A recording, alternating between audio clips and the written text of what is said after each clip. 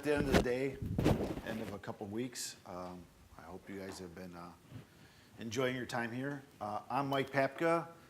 Joe and Silvio mentioned my name earlier, graciously included me as part of the Viz team. I wish.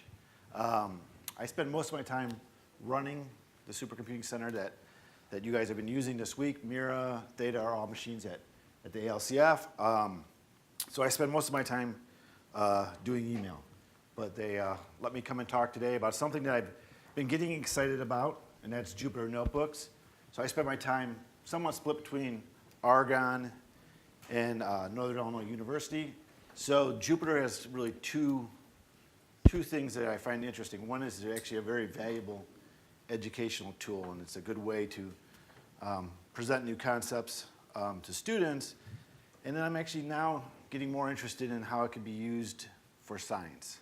And so you guys have seen Jupyter this week or last week? Prasanna showed it. How many people knew about Jupyter before they came here? That's pretty good. And then Prasanna used it in his, did anybody else use it this week or last week? All right, so some of the stuff I'm going to start off with is probably redundant about what Jupyter is good for. And then we're going to show some examples of some visualizations with Jupyter. And then Silvio will show some other stuff that we've been doing with it. So why do I think Jupyter is interesting?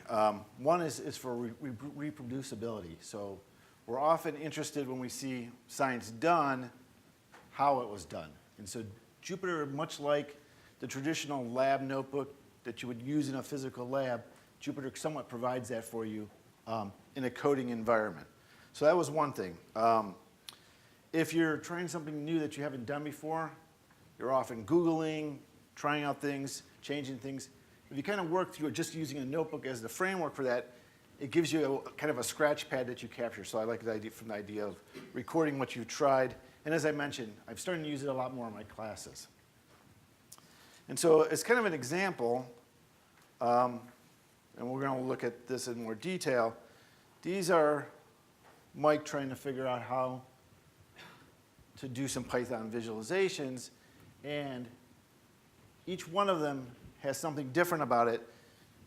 I'm changing code. I could be checking it into a GitHub repo or doing some kind of versioning by hand, but it's not always easy to figure out, remember where to go back. And so now I can scroll back and forth through my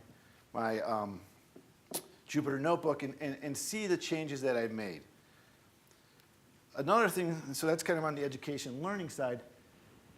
Running a supercomputing center, we traditionally support many of the things that you talked about for the last 2 weeks in terms of traditional simulation science.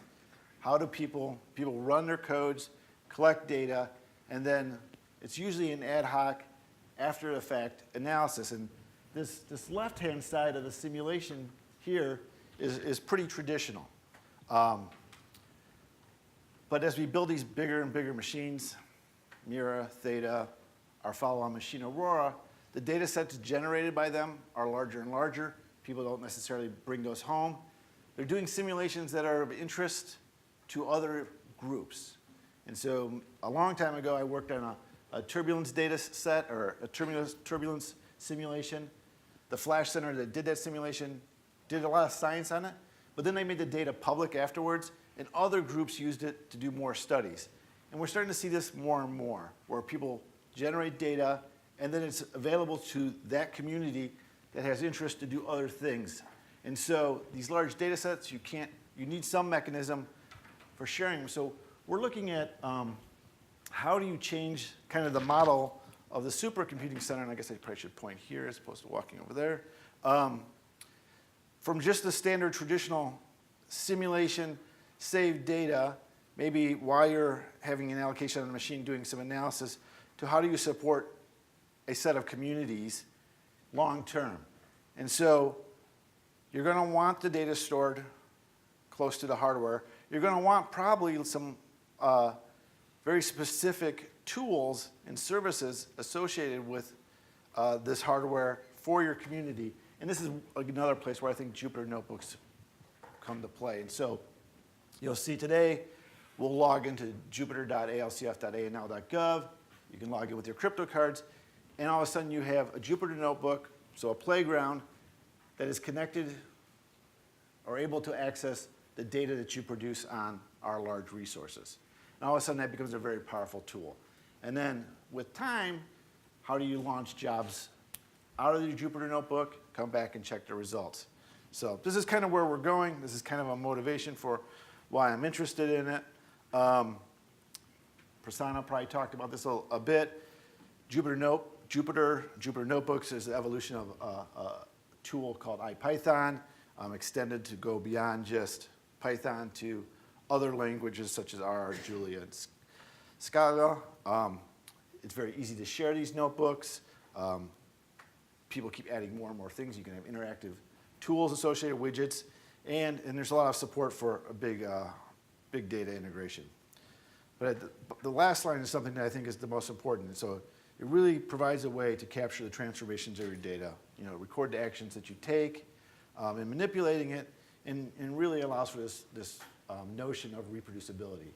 And we're starting to see even journals take notebooks as part of the submission so that others can come back and see how things were done.